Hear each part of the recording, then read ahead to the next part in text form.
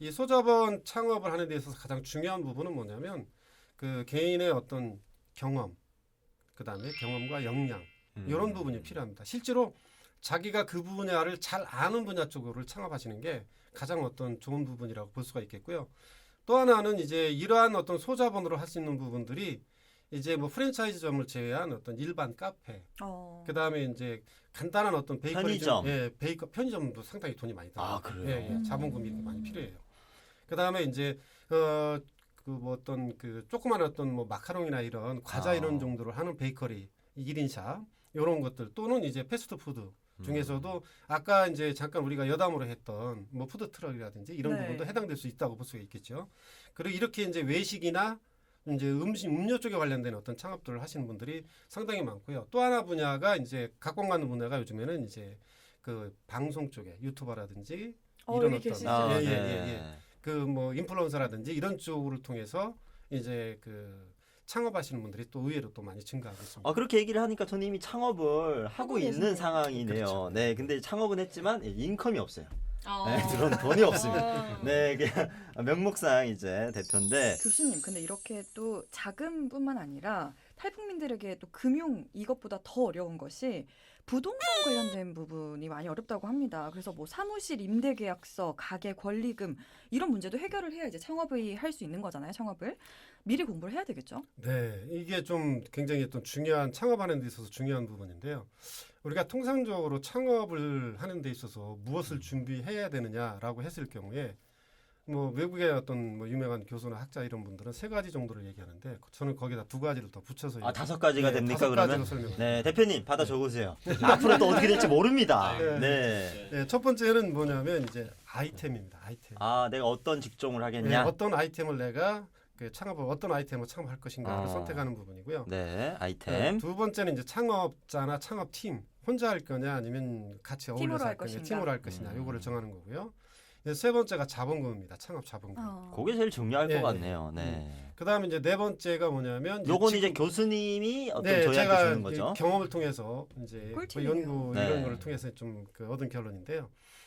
지금 금방 말씀하신 그 사업장, 그러니까 그 장소. 장소. 아. 그러니까 우리 보통 통상적으로 상권과 입지라는 어떤 부분을 가지고 우리가 전문 얘기를 용어죠. 예, 예. 아. 그래서 이 사업장에 관련된 부분을 우리가 좀 검토를 해야 됩니다. 네. 제조업 같은 경우는 좀 이 사업장 부분이 크게 중요치 않을 수는 있어요. 그런데 일반 어떤 고객을 직접적으로 대면하는 음식점이라던가 카페라던가 이런 건 대단히 중요해요. 그거는 굉장히 중요합니다. 그래서 네. 이 사업장에 대한 부분이 좀 중요하다고 볼 수 있고 마지막으로 이제 다섯 번째 부분은 이제 사업 계획이라고 볼 수 있어요. 내 사업을 계획이요? 어떻게 준비해서 어떻게 끌고 가겠다는 사업 사업에 계획. 대한 어떤 마스터 플랜 내지는 뭐 우리가 뭐 창업에서는 마일스톤이라고 얘기했는데 네. 그건 쉽게 말하면 타임 스케줄 언제부터 언제까지 무엇을 하겠다라는 그런 계획을 짜는 것이 이제 사업 계획입니다. 그래서 이 다섯 가지 정도를 좀 검토하는 게 필요하고요.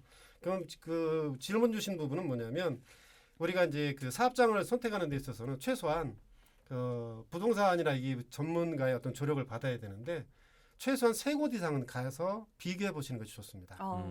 우리가 이제 일반 그 집을 이렇게 알아볼 때에도 부동산 세 곳을 가보면 그 집에 대한 어떤 가치나 가격 이런 부분들이 이제 어느 정도가 되는지를 이렇게 좀 자연스럽게 느낄 수가 있어요. 그래서 우리가 이제 그 사무실을 우리가 좀 알아볼 때에는 그 사무실에 대한 보증금, 그 다음에 이제 임대료, 권리금 이런 부분들을 좀 우리가 확인을 해야 되는데 최소한 세 곳 이상의 어떤 그 전문가들을 통해서 상담을 하다 보면 어느 정도가 적정선인지를 객관적인 선을 우리가 찾아볼 수가 있겠습니다. 딱 감을 잡을 수 있는 그렇죠. 거네요. 알겠습니다.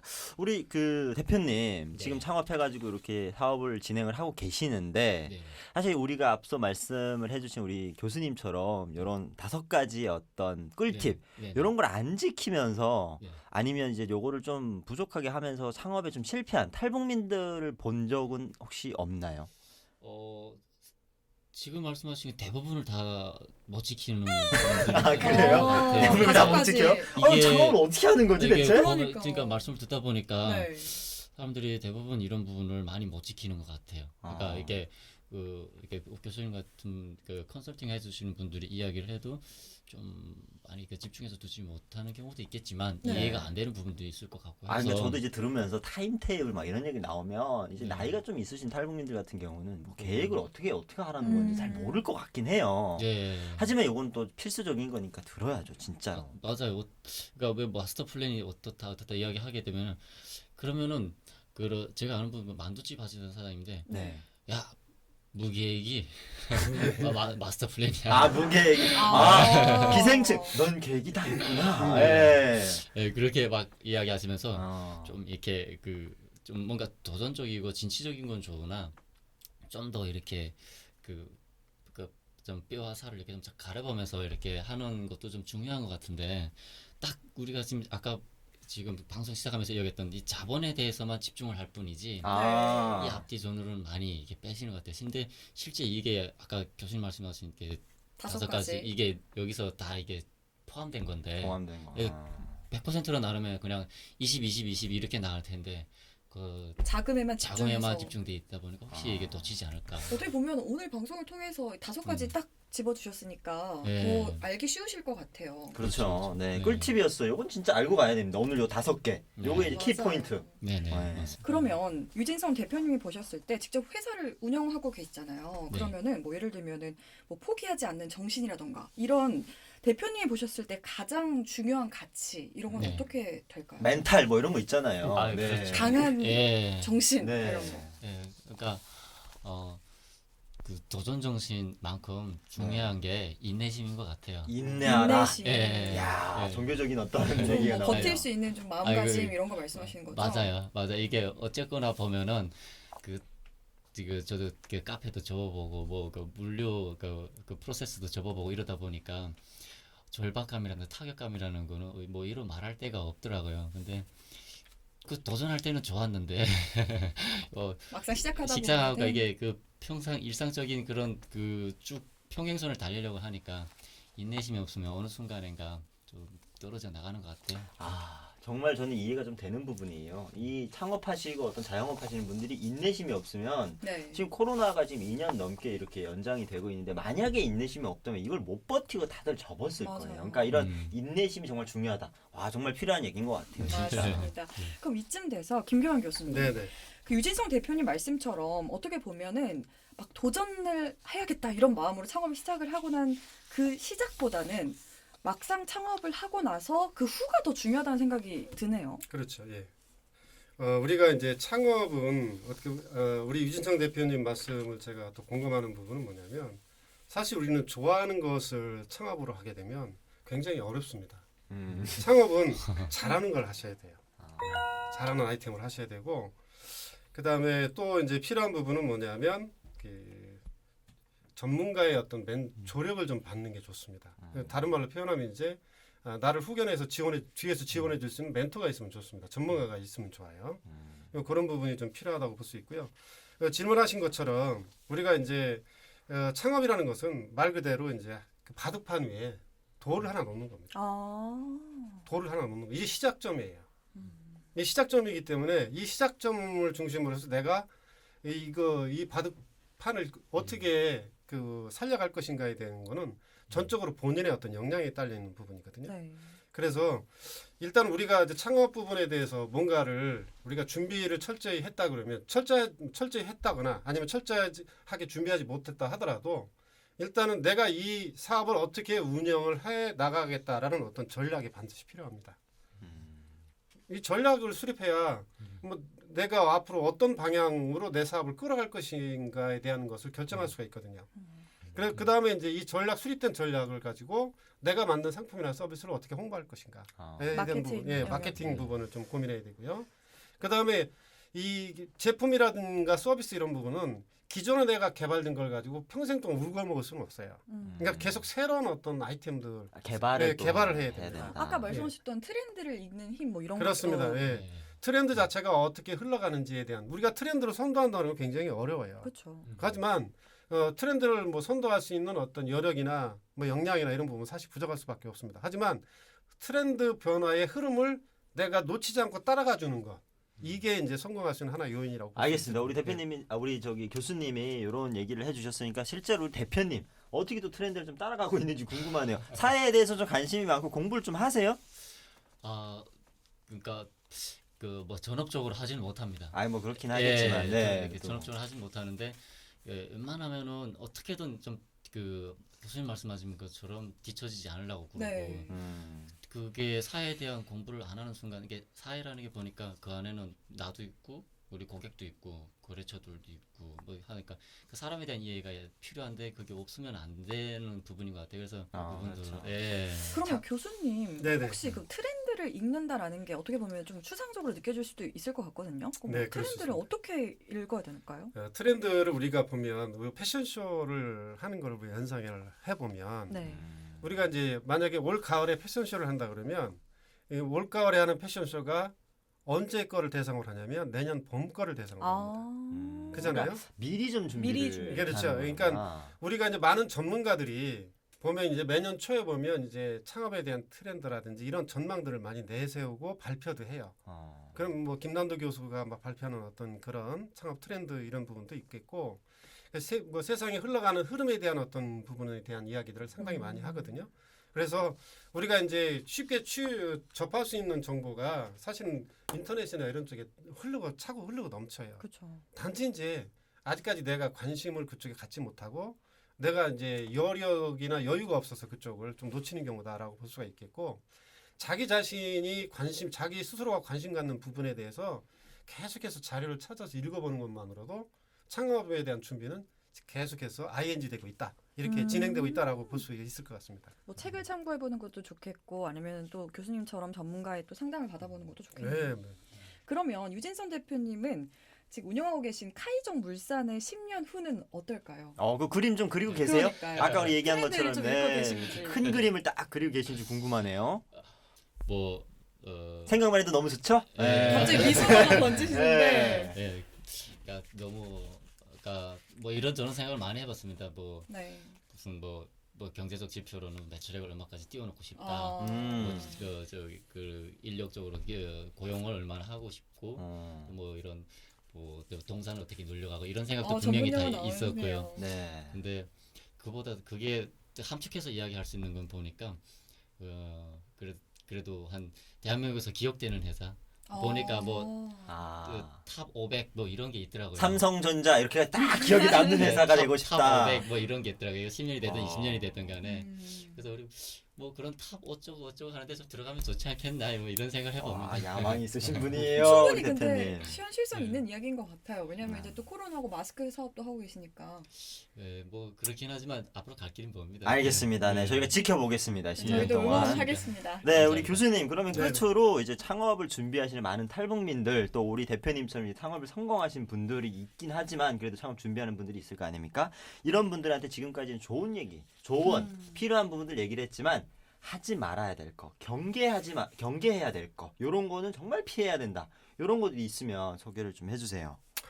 첫 번째가 네. 모르는 분야를 선택해서 창업하지 마라. 모르는 모르는 것은 하지 마라. 그러니까 막 그 유행 따라서 내가 모르지만 요즘에 마스크 잘 된대. 이러면 또 거기 막 따라가고 이런 거 하지 말라. 네, 그런 거 하면 안 된다. 내가 전문적인 지식이나 경험이 없는 것을 아이템으로 잡아가지고 창업하게 되면 그 굉장히 어려움을 겪을 수 있다. 왜? 기존에 시장에 있는 사람은 그 분야에 대해서 이미 자기 시장을 가지고 있는 이미 사람. 전문가니까. 근데 내가 모르는 사람이 그 시장에 들어간다 그러면 이거는 뭐 붙어보나 마나 이게 뭐 깨질 수밖에 없는 부분. 그렇죠. 게임이 안 되는 거니까. 첫 번째 모르는 분야에 대해서 하지 마라. 네. 그다음에 두 번째 부분 창업을 하려면 그 분야에 어떤 하나의 분야에 창업하려 그러면 최소한 한 사이클은 정도는 경험을 가져라. 한 사이클이요? 네, 뭐예요? 그러니까 우리나라는 이제 봄, 여름, 가을, 겨울에서 이제 사계절이 있잖아요. 1년은 최소한 해봐라. 그 창업을 이어가 봐라. 네, 1년은 네. 그쪽 분야에 대해서 근무에 대한 경험을 최소한 1년을 가져봐라. 왜냐하면 봄에 잘 되고 여름에 잘 되고 가을에 잘 되고 겨울에 잘 되고 하는 아이템들이 조금씩 달라요. 그렇죠. 예, 그러니까 실질적으로 1년 동안의 매출에 대한 추이라든지 뭐 좀 고객 트렌드의 어떤 변화라든지 이런 부분들을 보려 그러면 최소한 1년은 정도는 경험을 해봐야. 아, 1년 전에 접지 말라. 예, 예. 그 아까 말씀하셨던 인내심 그렇죠. 그런 그거랑 부분일 연관이 수도 있네요. 있고요. 어. 우리가 창업을 우리가 준비할 때도 뭐 많은 부분을 이렇게 하려 하지만 실제로 창업한 이후에서도 이 경기에 대한 흐름 부분을 좀 네. 이렇게 이해하고 그 부분을 이제 대비하는 게 필요하거든요. 뭐 하다 보면 사실 장사하다 보면 손님이 이번 주말에 많이 올 것 같아.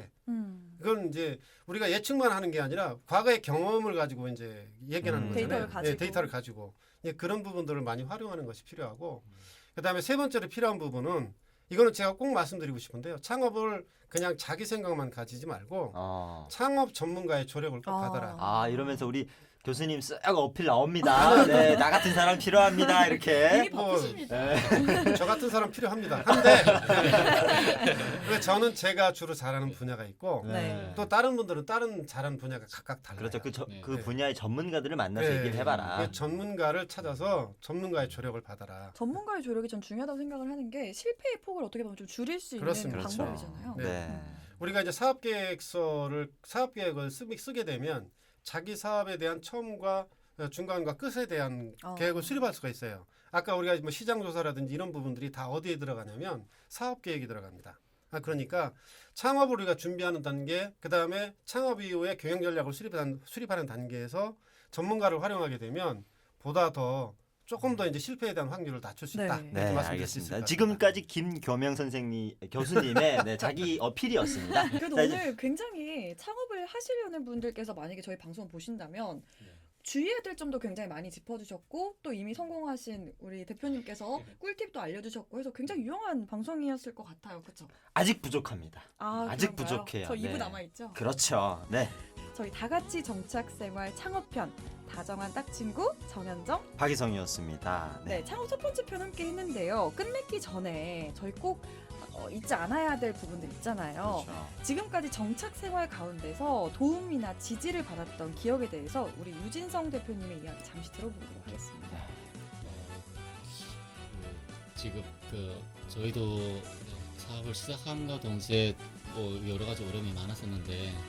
그런 와중에도 뭐 긍정적으로 지원해 주시는 분들도 있었고 또 분명 뭐 한국에서 태어나서 산다고 하더라도 그분들이 돈이 있어서 뭐 돈이 다 있는 건 아닙니다. 네. 어떨 때 보면은 우리만큼이나 어려운 사람들도 그렇죠. 충분히 다 있어요. 네. 근데 항상 보면은 저 같은 경우에는 제일 고마우신 분이 제가 한국에 와서부터 저한테 뭐 이게 그 집에 그 반지하방을 빌려주면서 저한테 도와주신 분이 있는데 사업에 카페 사업을 말아먹고 그리고 물류 사업도 그냥 끝나다시피 했을 때 와가지고 저한테 그냥 묵묵히 바라봐 주시고 제 이야기하고 울먹해 있으니까 그냥 바라봐 주시던 그런 분들이 참 고마운 것 같아요.